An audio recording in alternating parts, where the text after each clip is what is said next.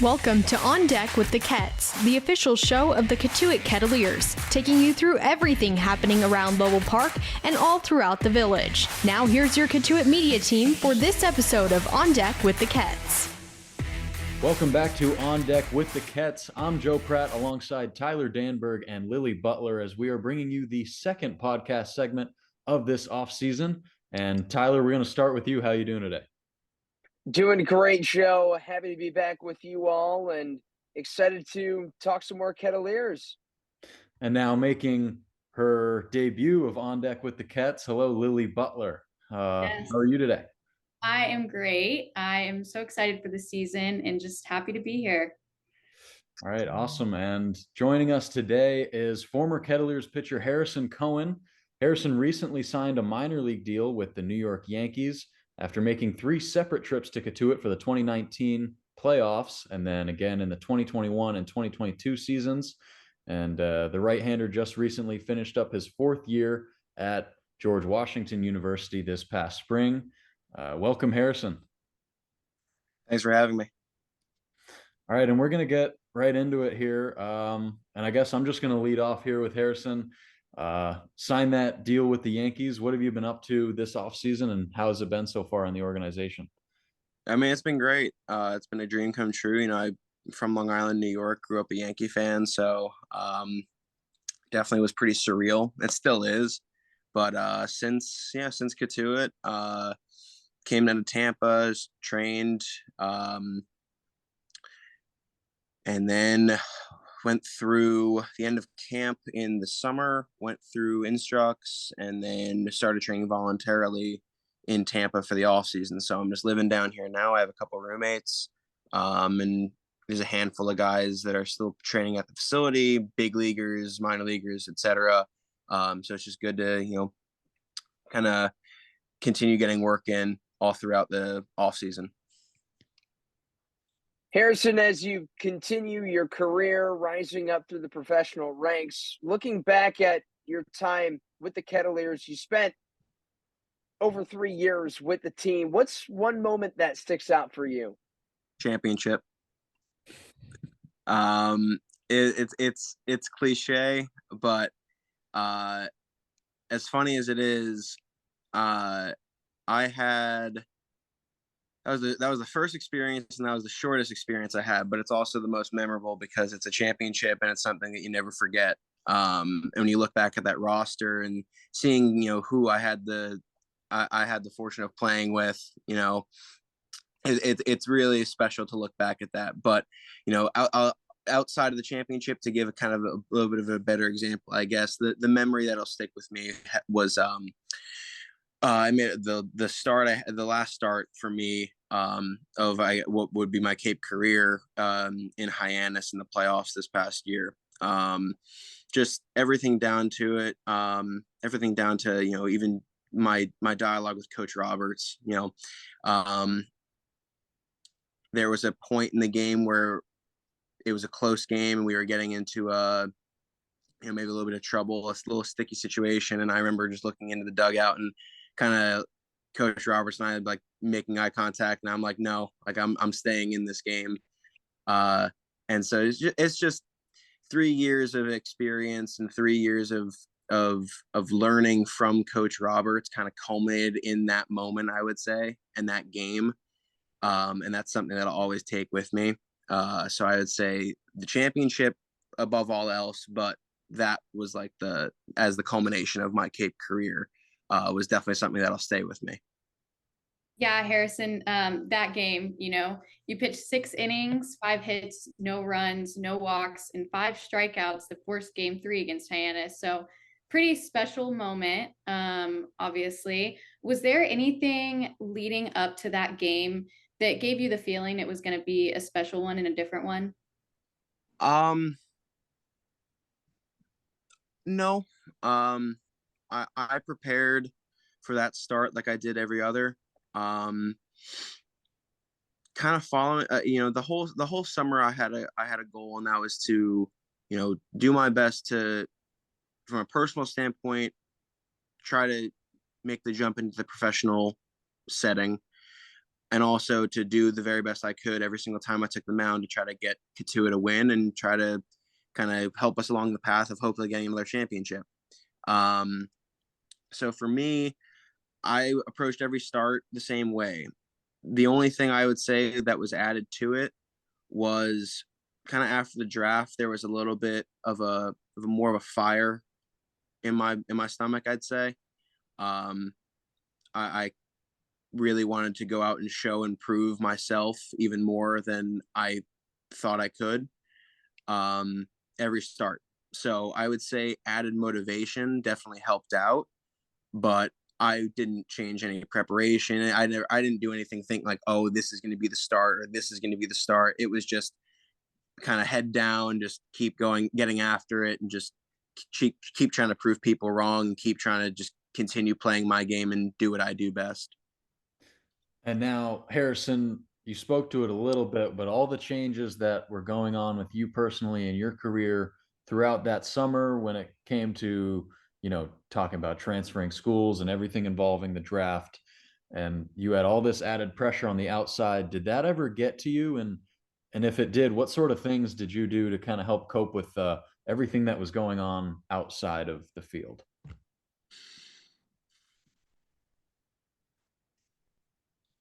I tried to limit it as much as I could, the added pressure, anything of that nature. Just because added stress doesn't help always, and it's not something you can always avoid. But for me, there was a lot of pressure involved in everything. I've taken the stance, and I know Trey Holland said it a lot. I've heard it said all throughout, which is pressure is a privilege. Means you've earned it. Means you've earned the spot you're in. So I kind of tried to look at it like that. But I would say that there was definitely a point where it got very hard, and it was after the draft where it crushes you when you don't get what you hoped for, and it's a setback, but you have to just keep going. And so for me, I'm lucky that I have a support system like I do, and I was fortunate enough that I was with them actually around this time. So my parents were in the Cape. My girlfriend who lives in the Cape, who's always been they've always been supportive of me and everything that I do. And so it was very helpful to me to have them, by my side, obviously through all of this, but especially then when things really got hard. And my dad is my first coach. My dad and I are very close, and my dad just kept telling me, it's still go time. You've a lot to prove. You got to keep going. You can't let this dishearten you. And it was true, and it really helped. But even when the path may not be so straight, it may not be as clear. I try to do everything I could to not let that affect me and how I went out and played and pitched and went about the game. And through discussions with Coach Roberts, it was just get out there, compete, attack, show who you are, and just keep getting after it, and good things will happen. And you talked about your connection to the Cape and having a lot of them. Having 3 different stints with the team, was that one of the reasons why you kept coming back, was your connection to the Cape and how much that means to you? It definitely played a role. I kept coming back because it's the best baseball that you can play. And there is nothing that was going to top that for me. The Cape has helped me become who I am today, pitching and as a person. And it's not something I would ever trade. The lessons and the takeaways that I've gained from pitching in the Cape Cod League it was a no-brainer for me. Regardless of connections or regardless of what was there, it's the best of the best, and I wanted to be the best. But yeah. Yeah, so just achieving your childhood dream of signing with the Yankees and all those things you learned as a pitcher with your time in Cotuit. How did Coach Roberts and playing for the Ketts specifically, what did they help you do to achieve that dream? Playing for the Ketts, I'll hit them at separately. Playing for the Ketts allowed me to learn who I am as a pitcher more than I ever thought I could. And I gained a lot of knowledge of who I was, through my process of being at GW in school and going through just the ups and downs of D1 baseball. But playing for the Ketts in such a short time and being thrown into the the fire with a league of this caliber was definitely where you learn who you are and what you need to do. So playing for the Ketts, can you repeat the second part of that question with regarding Coach Roberts and yeah, so just like essentially what was Coach Roberts' part in what lessons you learned from playing in Cotuit? Regarding Coach Roberts, Coach Roberts helped the little things and elevating, the slightest details to advance my performance.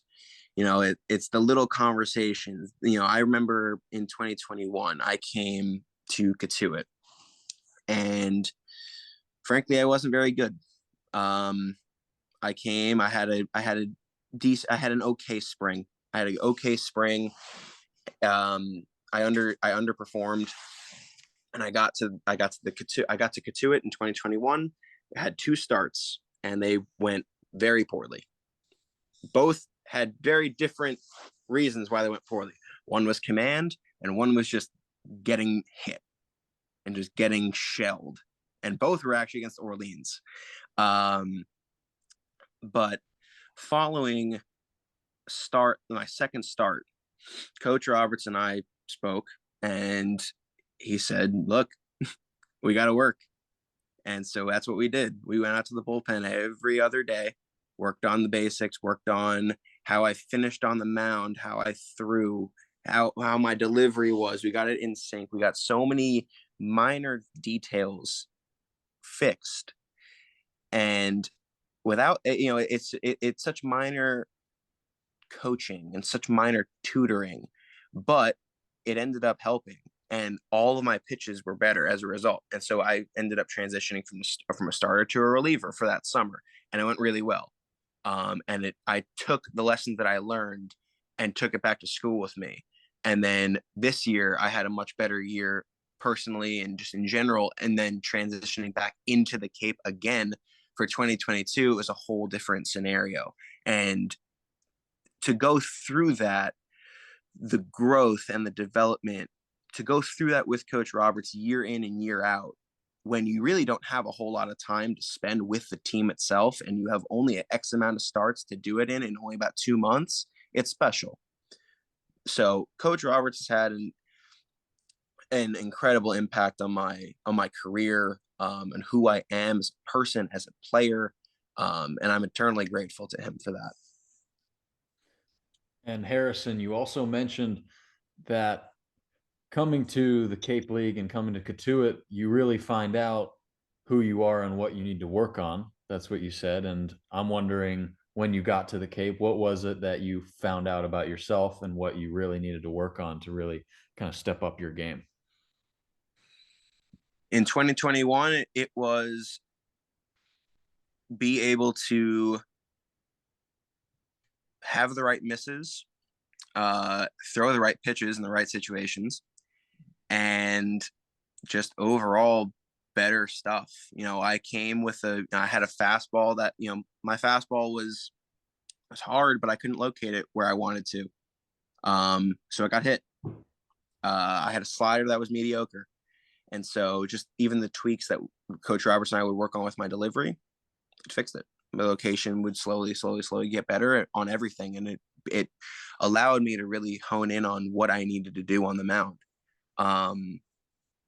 But everyone's different. I mean, I always had a goal in mind when I was there, whether it was in 2019, it was, hey, this is my first experience ever up here, not knowing what to expect at all. And when you get thrown in, and I still remember my first ever appearance, it was in a 20-1 game. It's just, hey, go get your feet wet.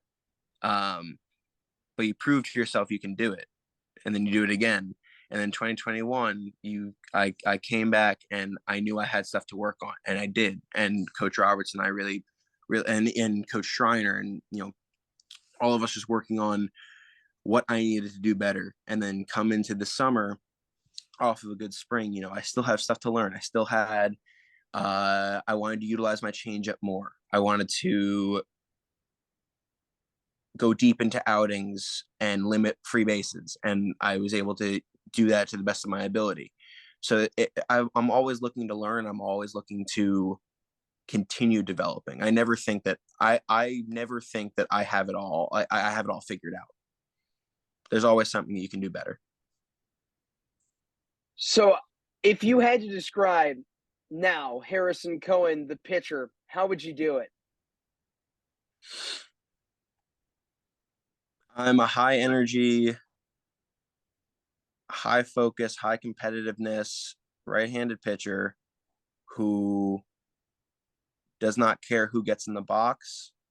I'm giving you my all, and whatever happens is going to happen, but you're going to have to beat me at my best. And if I don't have my best, I'm going to make sure that I'm competing my butt off. Yeah. So, what was life like for you in the Cape when you weren't playing baseball, when you weren't pitching, weren't on the mound? What was that like? It was fun. I had a great time. I had great host families. I had two different ones. I had the same one from 2019 and 2021, and then I had a new one this past summer, and both were great. My girlfriend lives in Falmouth, so I saw her a lot, and to go through the summer and have her be able to come see me pitch and see every one of my starts. She'd get out of work and she'd come to Lowell Park. She'd get out of work and go wherever I may be if we were away. I'd say the one of the cooler things was, I'll tell a little quick story. In the summer of 2018, when we started dating, we went to see a Falmouth Commodores game, and I was just coming off of my freshman year, and I remember we were in the store. We were in the store of the Commodores, and I picked out a black mesh Cape Cod hat. She told me, "Oh, you should wear it." I said, "No, I can't. I can't wear this at school. I can't wear this at school. I didn't earn it. The best of the best play here. I can't wear this. I'll get made fun of. I haven't earned the right to wear this." And not even a year later, I'm playing in the playoffs for Cotuit, with that same hat in my car, and that same hat has still been involved. I don't wear it as much anymore, but at this point, it's just a memento.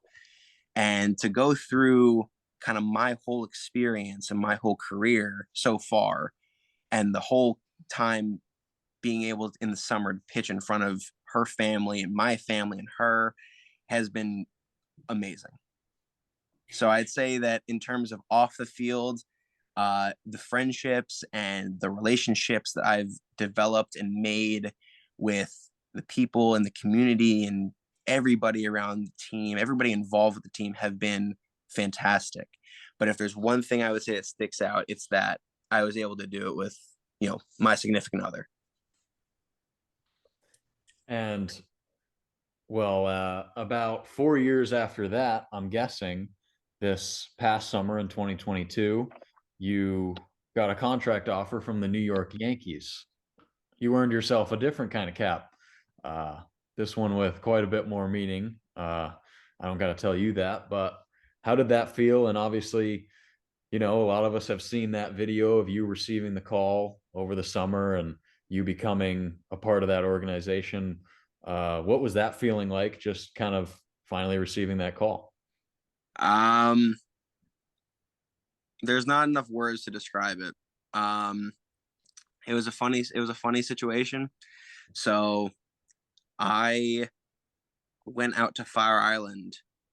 I was home from the Cape. Obviously, the season was over.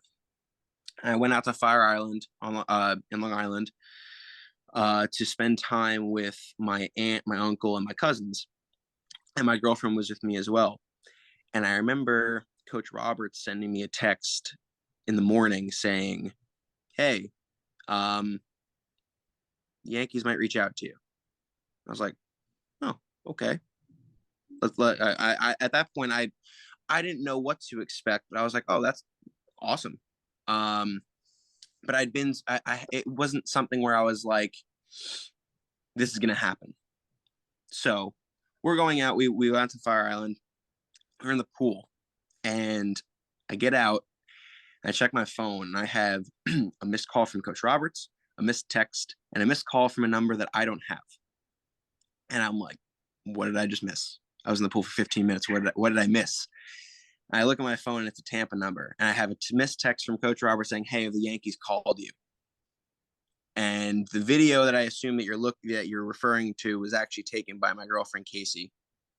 And so I picked up the phone. I called the number back immediately, and it was the Yankees, who, we were talking in an introductory conversation, and within a couple minutes, there was an offer. I said yes, probably the quickest I've ever said yes in my life, and that was it. And Casey had the the wherewithal through all this to pull out her phone and record, and got that moment, which I've watched countless times, and I know my parents and all of us have, and it's not, I can't describe it. But my parents weren't actually with me in person when that happened. So the FaceTime call that happened as a result of that was also extremely special. Did you have a favorite Yankee or a favorite baseball player growing up, being a Long Island native?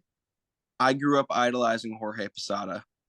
I wore number 20. I wasn't even a catcher after I was like 10 years old, but I loved watching Jorge Posada.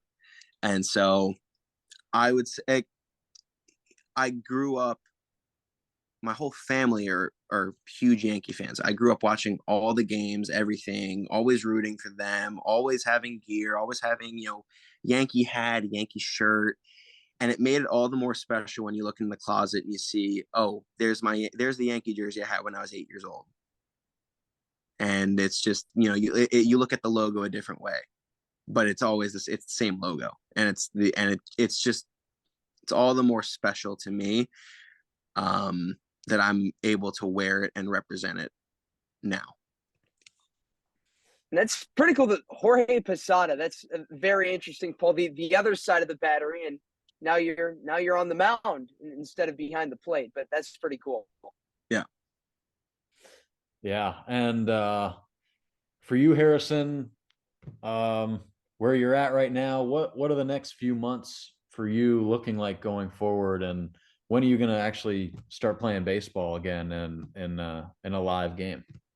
So I don't really know exactly how the process in terms of live games and stuff work. I just know that right now we're training and getting ready for spring training, which starts, I believe, March 1st. And in terms of live games, I'm not sure, but I do know that come March, I'll be throwing to hitters again. Whether it's in an actual game, that I'm not sure, but I think by the end of spring training, there should be games, I think. But sorry, I don't really have a definitive answer for that, but hopefully maybe end of March, something like that, and then whenever the actual minor league season starts. Well, we'll definitely keep track of that, and those are all the questions I have. If you guys are all set. I appreciate you guys having me on. I guess to the Cotuit fans watching and everything, you made my time there feel incredibly fast. It went by in a blink of an eye. You look back and you realize you had 3 years. And I remember I told I told many people after the 2019 championship that I was only up there for 10 days. It felt like I was there the whole summer. The community and everybody there makes you feel welcome, and they treat you with class and with respect. And I always tried to return that. So Cotuit will always have a special place in my heart. I fully plan on coming and visiting whenever I can. But yeah, besides that, I mean, go Ketts, Kettle Ho. And that's it. All right. Well, thank you so much for joining us today. Yeah, Cotuit truly is a special place, and it's great to see some of our most cherished fan favorites kind of move on into professional baseball like yourself. And once again, so great to have you on. And that's going to do it for our second edition of On Deck with the Ketts this season. And thank you for joining us today, Harrison. And we'll keep you up to date on all things Kettleers on all of our socials and YouTube, of course. And we will see you next time. Thank you so much.